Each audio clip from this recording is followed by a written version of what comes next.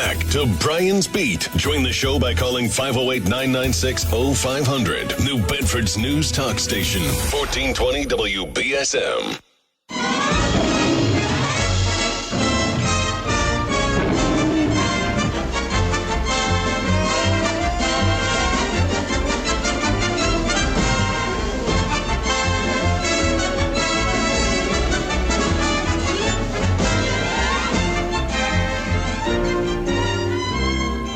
Hour two of Brian's Beat. Tom and Jerry.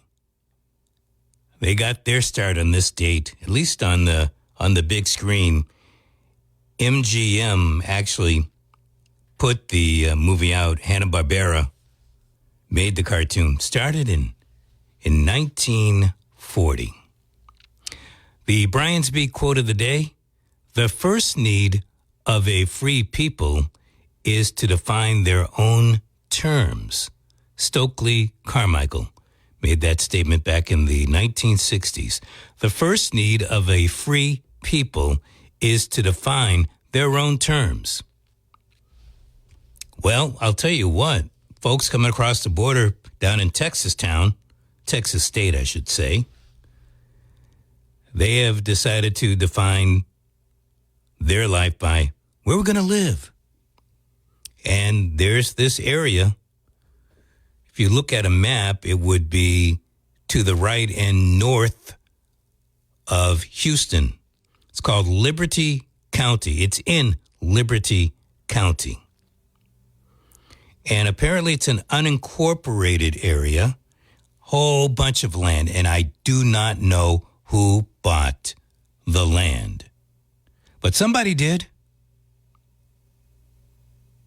And word is getting to folks that are crossing the border that there is land available in Texas to purchase.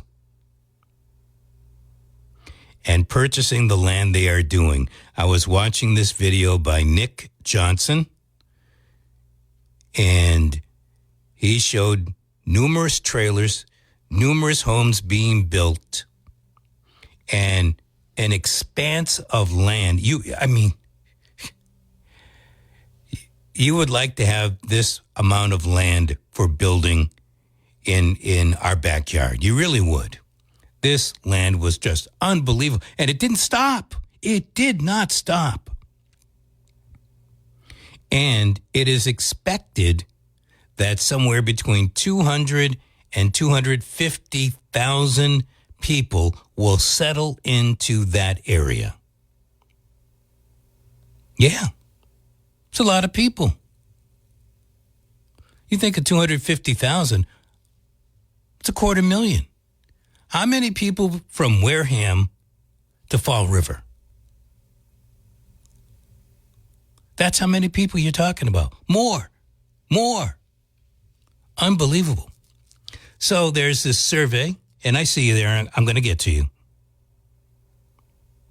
Survey that was commissioned by the Fiscal Alliance Foundation. Who are they? Don't really know.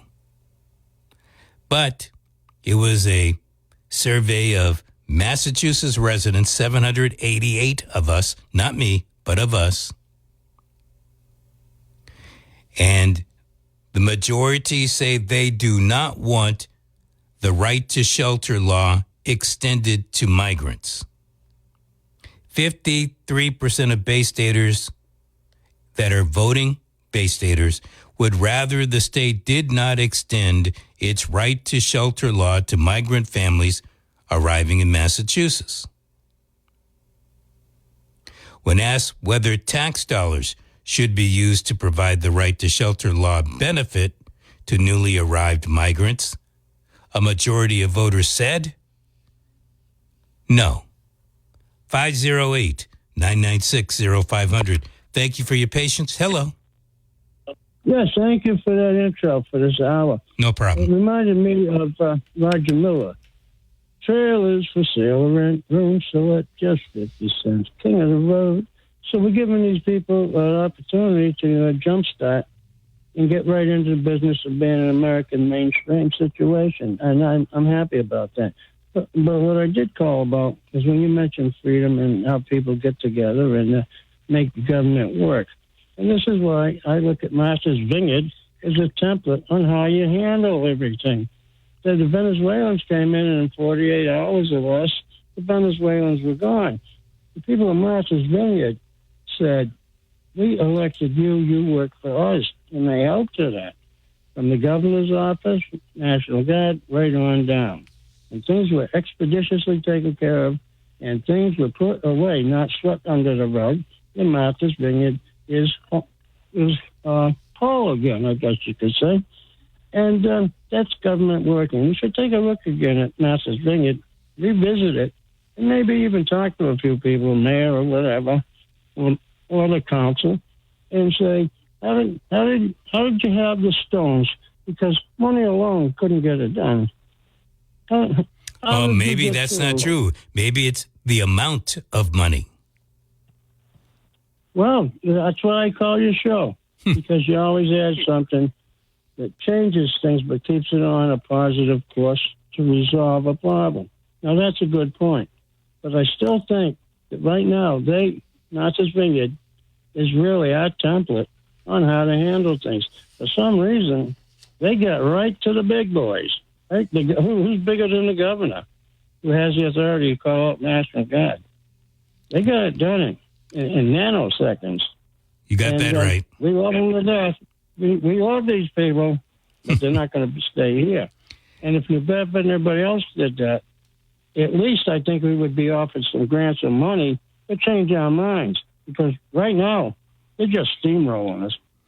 Gotcha, man. Hey, thank you much for the call. I do appreciate it. Thank you. Just to, he talking about Martha's Vineyard and somehow came up with a plan. This story, Boston Globe analysis, shows that of the 94 communities hosting emergency shelters, more than half have a median household income below $100,000. 9 of the communities hosting emergency shelters have incomes over $150,000. Hello. How you doing, Brian? Brian is. How are you? Not bad. You know, we have a big problem on the border, and it's not just you go past Texas, where you're getting many tens of thousands of people crossing over, but also in Jacumba Springs, California.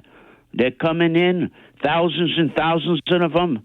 And the Border Patrol is putting up tents, and they're also bringing porta-johns so, they can relieve themselves. And national Chinese are also crossing through. And there was, I seen an interview with Todd Bensman. He's a senior fellow at the Center for Immigration Studies. He's written columns in the New York Post and the Daily Mail. And he says that the White House has sent U.S. taxpayer money to the United Nations, about $1.6 billion, according to him. In 2024, the United Nations budget document states that they got $1.6 billion, 15 UN agencies, 248 NGOs, non-government agencies to distribute money, hundreds of millions of dollars, a cash handout, gift cards, about $1,000 a month to these migrants. And the other thing is the United Nations has an agreement with the Central American countries that these migrants can pass through their country, but they can't stay there. They got to keep moving to the U.S. border. And this is not being reported by the alphabet soup media. So if that's the case, don't you think that the Biden administration knows that? Don't you think that the Trump administration before, and don't you believe that the Obama administration knows about that policy, that Olay policy, as I would call it? I would think they would. They would have known about it. Do you know that? How come they don't say anything about it? Because they're running. Well, Trump's not going to say it because he's running for the White House. And Barack Obama is pretty much mum's the word. I mean, he wants to protect his legacy. He don't want to talk about it. And Joe Biden, he can't we're being talk. told, Yeah, he has no. We're being told by Merrick Garland that his cognitive skills are in decline as an old guy. You think? But it looks like it, according to what I've read in some news stories, that Joe Biden has been in cognitive decline since 2009 when he became VP. So Barack Obama knew about that too, and his wife knew about it. Well, she knew that probably before everybody else. But it's cost Texas $150 million to secure their southern border with Mexico. Well, I guess they're not doing that great of a job because they have thousands upon thousands making home outside of Houston, Texas. Hey, thanks for the call. All right, Brian. I do appreciate it. Let's get to one more before the break. 508-996-0500. Hello. Hey, Brian. Hey, Brian. So the biggest issue here is illegal immigrants that have criminal backgrounds. That should be our number one priority. I think when we start looking at these illegals here, refugees, and we try to be too broad or too broad in our strategy to eliminate this problem, we need to actually focus on getting the violent ones out of here. Because as we saw in Times Square, that 15-year-old kid, he's going to come back. He's going to be released back to his family, most likely, and they're going to stay here. And if he is deported, they're going to deport his entire family. And they should. They should have done that's that not going to happen immediately. That's not going to happen. Exactly. Yeah. So you focus on the violent ones, and then we take care of the regular ones that are actually here, just kind of chilling out, doing whatever, not causing a problem, right? But I think the biggest problem is we're trying to focus too much on the broad base of it and try and fix the problem entirely all at once. If we kind of I'm going to hold on a second. Yeah. Your comment was, we're trying. I don't think the governments are trying. Yeah. I think that is, even if they trotted something out there and it was a big failure, at least you could say they were trying. Right. Barbed wire isn't in one section of Texas isn't going to stop people from coming in through another section in Texas. And the Texas governor knows that there's this sprawling community outside of Houston, and he's not talking about it. No, because I come back. We know what Maura Healey's doing. We know what our legislature has told us. Right. I don't think anybody wants to work on this. I don't know the nexus of it all. Right. But it ain't happening. Yeah, you're 100% right. The government's being inept because you have the left, the progressives. They have this inclination to be all inclusive. We need to take care of everybody. We don't want to hurt people's feelings, and even if it's an illegal immigrant, the best immigration policy America has is deporting violent criminals. And we even deport American criminals to jail. And that's what we should be doing. We should take them out of our society, right? Well, if you're an illegal immigrant, out of the country. If you're a legal immigrant or you are an American citizen and you're violent, you deport them and you get rid of them into jail, right? We get rid of them out of society. And that's what that was the main point of my call. And I appreciate it, and I think you're on point. I would like to believe, because many of these folks that we're calling illegal are just crossing the border and they're looking for somebody to apprehend them. Once they get apprehended, I would like to believe, and I'm going to say it just like that, I would like to believe that there is some form of vetting process that goes on before they are just let nilly-willy throughout Texas, throughout New Mexico, throughout Arizona, throughout California. You know what I equate this to with them crossing the border hoping to get apprehended? It's like a homeless person in the winter that stole a piece of gum in order to spend the night in jail because it's nice and warm. Yeah. It's literally the same thing. Maybe. Just at a broader scale. I mean, I would like to believe it's that simple. I really would. I really don't. I don't know, and I guess I'd like to find out. Hey, man, thanks for the call. You got it, bro. I do appreciate it. I said one more. I lied. Here's another one. Hello. Hello. Hello. I heard something on the radio, on the news, that broke my heart. There's a couple of communities in the Boston area who want to charge a fee to private daycares and private preschool children from using the public parks. Yes. In their community. I did see that. I don't know if I saw it on New England cable news but I saw that on one of the news channels.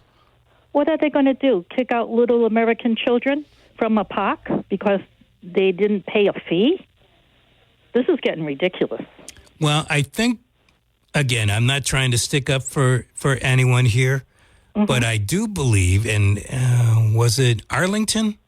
I believe so. I believe it was Arlington. Yes. I believe what the feeling is that a lot of the people that use that private school aren't from Arlington, and so they're not paying the local taxes in order to use. And then when others want to use the park, it seems that the folks from the private school are using it. Schools, I should say, plural, because if I recall correctly, there was more than one school. Well, I don't know that it's going to go anywhere, but right. But everybody pays taxes, and I'm surprised but you that pay you taxes can't have in New somebody from out of Bedford. town go to Buttonwood. Yeah, I hear you, but that's how things are getting lately. People are scratching. They have to pay for folks to clean up the park. All of that has to be taken into consideration. And when your townspeople are saying, hey, we can't get on the swings because people from out of town are on the swings, what are you supposed to do if you're the Parks and Rec director? What are you supposed to do if you're on the board of selectmen? Well, I think it's wrong. I hear you. I mean, that is the state of anemia that we are in at this particular time. You're right. Manny, thanks for your call. You're welcome. Oh, wait a minute. You going to watch the Super Bowl? No? Okay. Yeah, I did ask that earlier. I'm going to go back to it. Do you have a favorite Super Bowl commercial? Yeah, I have quite a few, actually. This is one. It's going to take you back many moons. But it's a good one. You might remember it. I certainly do. We're back, and the war is heating up. Budway Joe has that defense confused. Hey! This bud's for you! He's got a beer open. Oh, what a grab! Oh, what a move! He faked him out of his label. Touchdown! They're whipping up buds. Stop on the bus till you see the light. Bud Light. At the end of the half, it's Bud Light 20, Budweiser 13. We'll be back. Oh, it's getting colder. Yes. Brian is back.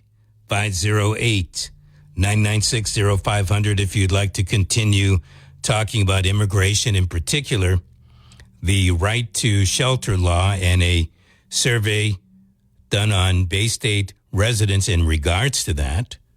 I'll gladly take your calls. Want to let you know about a couple of things. If you live in the town of Dartmouth, you know what we went through last year trying to get the beach stickers, in particular for Round Hill.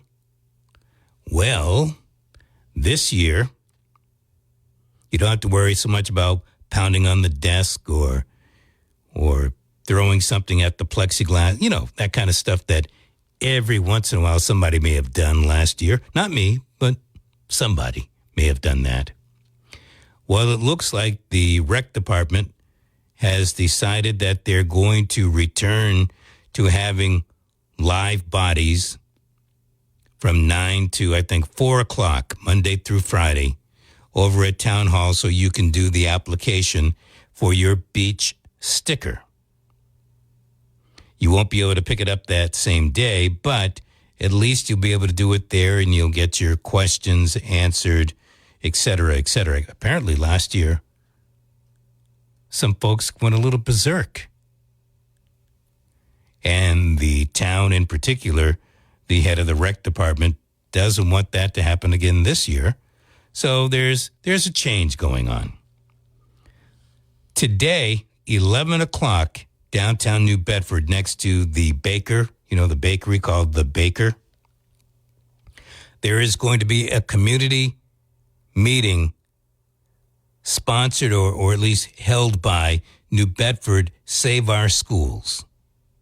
And this is a meeting, if you recall last week, we had Ross Grace Jr., who was on the New Bedford School Committee. He was on Brian's beat, and he talked to us and told us his reasons why we need to stop MCAS as a graduation requirement. And I said to him, well, you know what you need to do? You have to have some community meetings where people can go and find out about it. At least if you open it up so people can hear, maybe it's something that they can vote on. Maybe it's something that they can write a letter to their state representative and to their senator to let them know how they feel, that they don't believe that MCAS should be a requirement anymore. I don't know how Senator Montigny, I don't know how Rep. Cabral and Rep. Markey, who is in Dartmouth, and some of the others that are in Hendricks, in New Bedford, and Strauss, whose district reaches over to New Bedford, and Schmid, whose funny district from Fall River clips a part of New Bedford. I don't know how they're thinking about voting. My guess is if they don't hear from you, it's a slam dunk that they're going to vote to keep MCAS as a graduation requirement. The meeting today at 11 o'clock is to talk about that. And if you believe that it should not be a graduation requirement, do you realize there are roughly 30,000 students that would have graduated high school, except they screwed up MCAS?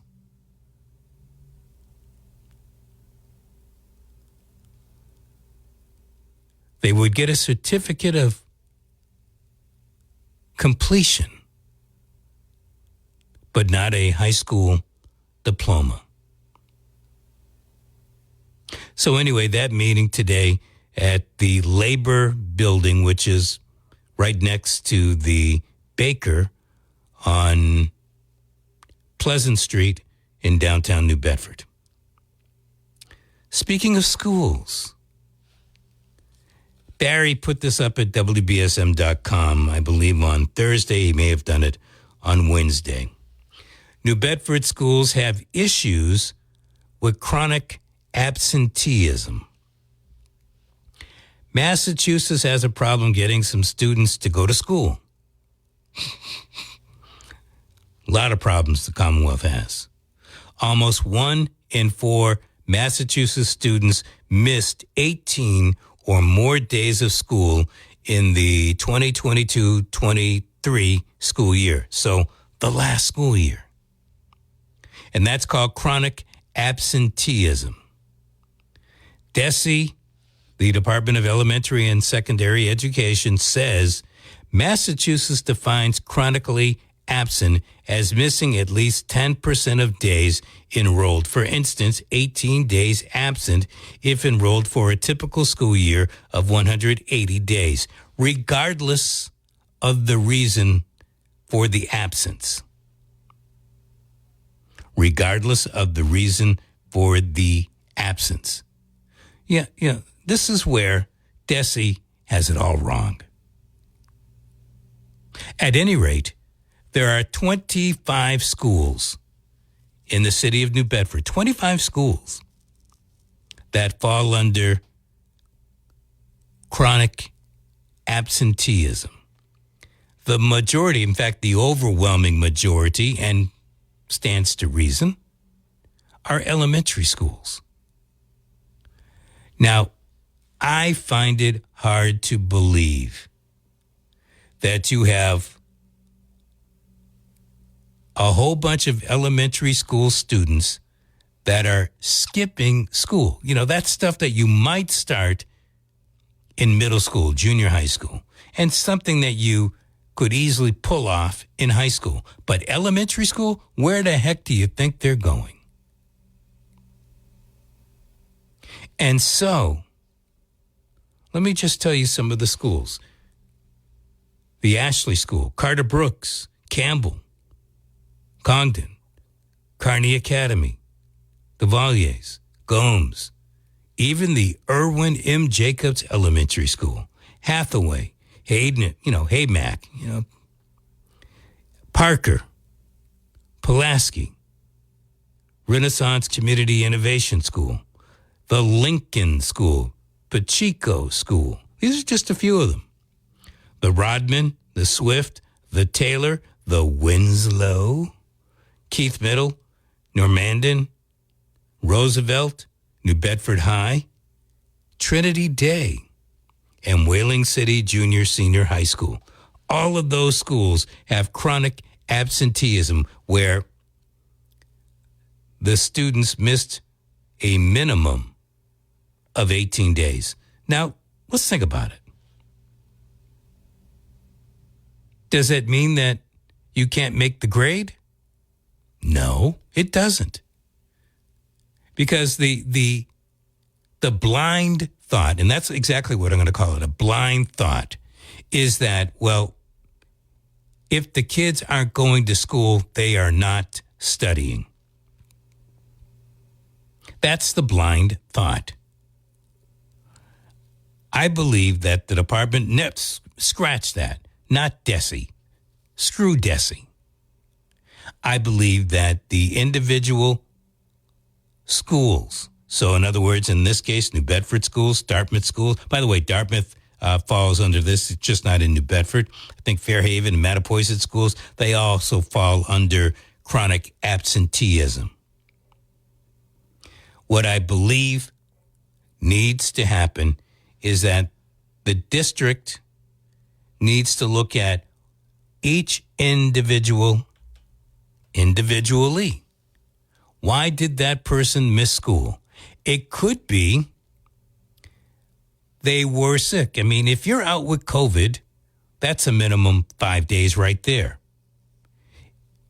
If a family member is sick, and sick could be a couple of things, sick as in the flu, or also sick because they are a chronic alcoholic or whatever. If they're chronically alcoholic and the kid feels that they have a responsibility to help the other kids and to help mom or dad, they're going to be home helping mom or dad. And so I believe that you need to know the whole story. It's easy to just say, well, they missed 18 days. It doesn't matter why they missed 18 days. If you don't look at the whole picture, you don't know the whole story. And that happens all the time. I'm guilty of it. Okay? There are times that I don't get the whole story and I jump to a conclusion and I'm just ass backwards. Did I say that right? Ass backwards about it. So what DESE wants is that kid to be there so they can get access to a variety of academic and non-academic supports. I would say, how many supports do the schools need? And then you still can't get the kids to come in? Maybe you need to take a good look at what you are doing. Chronic absenteeism. And a lot of this is based off of what happened during COVID. COVID just opened up what the hell is going on. Maybe the parents are saying, well, look, you don't have to go to school if you know today is going to be one of those days when they're talking about the genderbread man. Do you blame a parent for that? But it's going to count as one of those 18 days. 508-996-0500. Thank you. Hello. Good morning, Brian. Good morning, Brian. Oh, how are you? I'm winging and I'm wanging. How are you? Okay, just hanging in. And the weather's going to be nice today. Looking it. Yeah, beautiful. Wish it could stay that way for the rest of the year. Well, Anyway, I'll take a few degrees higher than 50. All right. Now that you're talking about the schools, and I just tuned in, I noticed that they put 2 in front of the one that's near Common Park. I don't know what they call that one, that school. Across from Common Park. There are 2 schools? I know there's Parker. Where's the other school? Yeah, that's it, Parker. So anyway, they have 4 big, they put these just recently because I go by there a lot. I walk the dog, and it's got 2 big. They're like made of stone. They're pretty big, and there's 2 and 2. Looks like he's going to put plants in there. But the thing is, it's just pissing me off because it comes out of the taxpayers' money, and then he's got trees all over the place in places that aren't good because trees uplift the sidewalks. And then I look when I'm walking, the sidewalks are all messed up. They got tree trunks that are pulling up the sidewalks around here, cracking them and lifting them and making a mess. The roots are... Yeah. And not only that, and listen, and then the trees are going to go where he's putting them. Everybody's even saying it that I show and we talk. They're going to hit the wires, and they're just in the wrong places, if you know what I mean. Okay. They're going to have to be trimmed all the time, which they never do. And people don't want them near their houses for their gutters either. You know what I mean? So, here's what I really believe. I believe back when the Parker School was being built, people didn't want the Parker School. I don't know about that, but it's there now. But that's it. And the trees are going to be there. I don't know if it's good or bad, but I hear what you're saying. No. The trees are everywhere. He's got them everywhere in the city. Yeah, well, I mean, they do provide oxygen. Who wants it going into the pipe, I don't. Wait a minute, please. Who wants them going into the where he's putting them? Into the wires? You know the wires? Yes. And the pipes, because the roots certainly get into pipes. Yeah, they're in the wrong places, really, and there's too many of them. And fix the streets. Never mind doing that. That's what's getting me angry. I hear you. The streets are still crappy, especially around the Parker School. All you have to do is look at Parker and then also County Street in that area. Oh, no, he did a little bit of County, but he didn't finish it. All the other ones that are parallel need doing. Purchase? Desperately. Yeah. No, and Cottage and up near and the Cedar. school and up further, all over the whole city, down the south end too. I don't know the name of the streets, but I'm on them in that van, and is it bumpy? It is indeed. And there are other streets that we're not even mentioning over by the waterfront. Thanks much for the call. All this stuff going to the schools all the time. It's too much. Well, that's where they get the money. I do appreciate it. Thank you. We continue. Hello. Good morning, sir. How are you? I'm winging. I'm wanging. You? Fair enough. I'm doing fine. Great. Hey, just a couple comments about the school and absenteeism. I think I wasn't going to call in, but you intrigued me with what you said about having to take a look inside within to see what you're doing on the other end, meaning the administration or the teachers. So 18 days a year is 1 day every other week.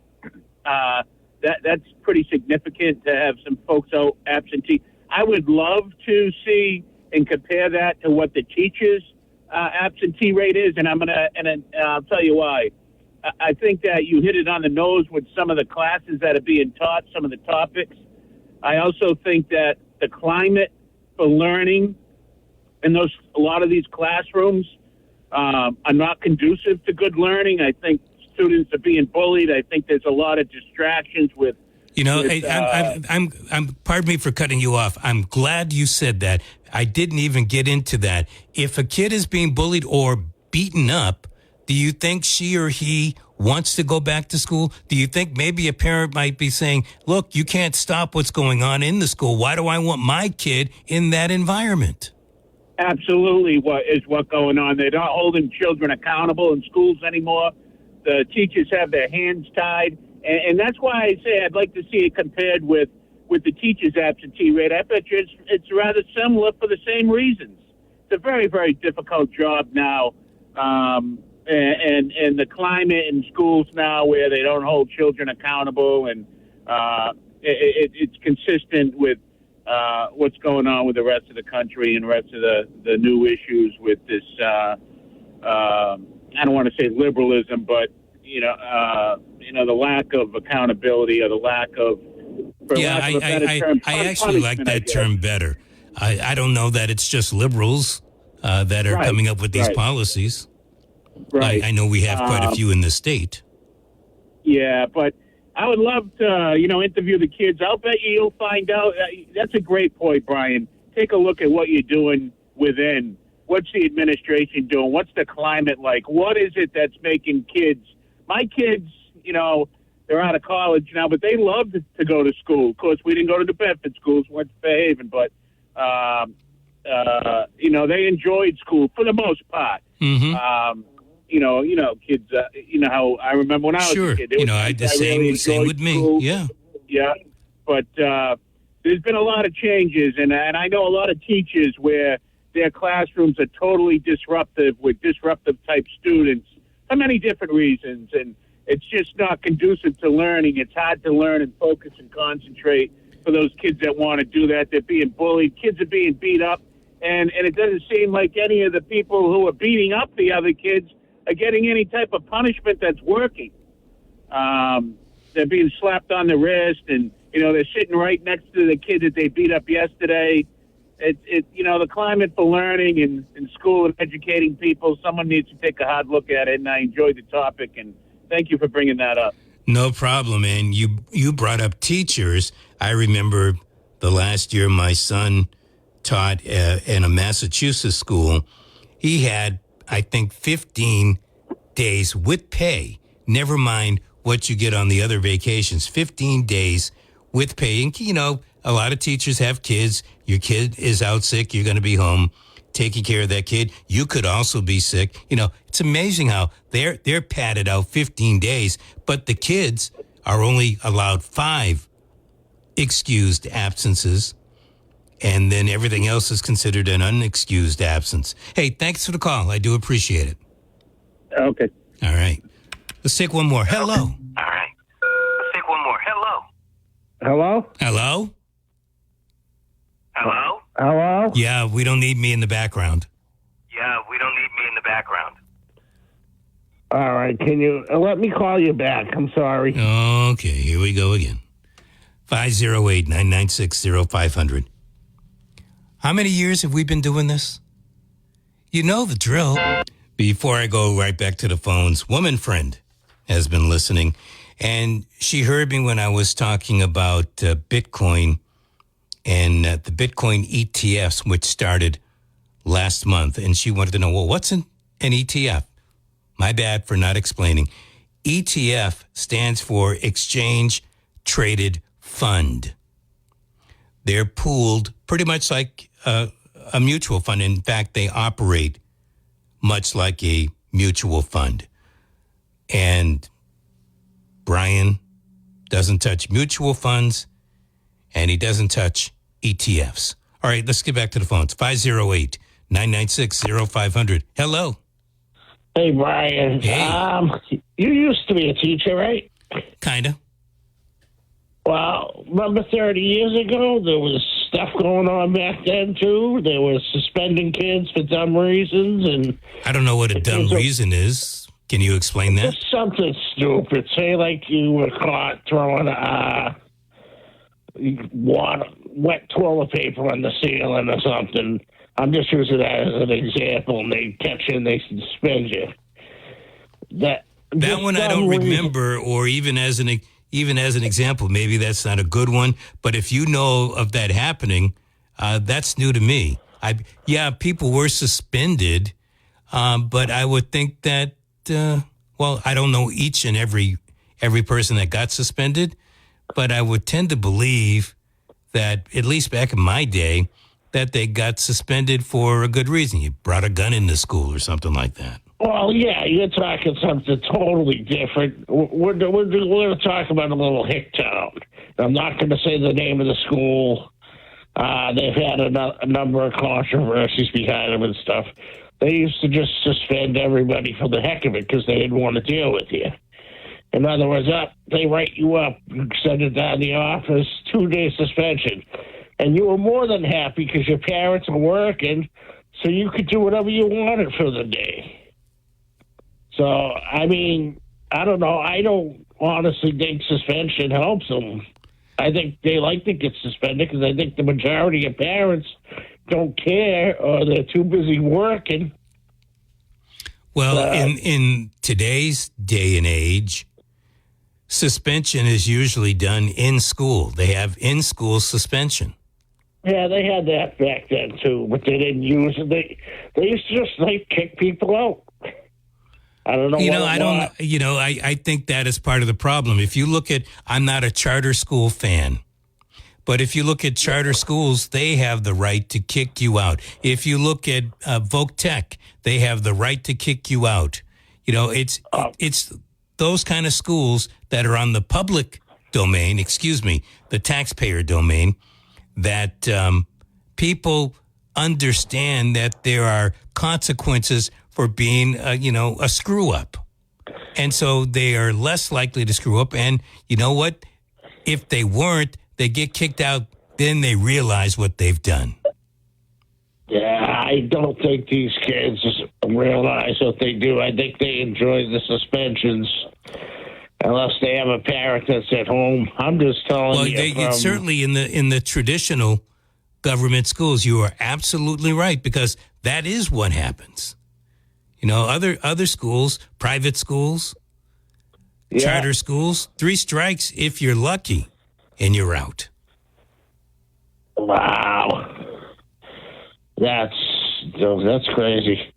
Well, why is that crazy? What, throwing them out?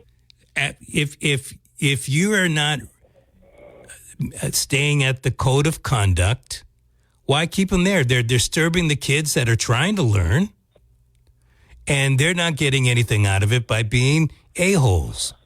So why do you want them there? Try to reach out to them. You know what?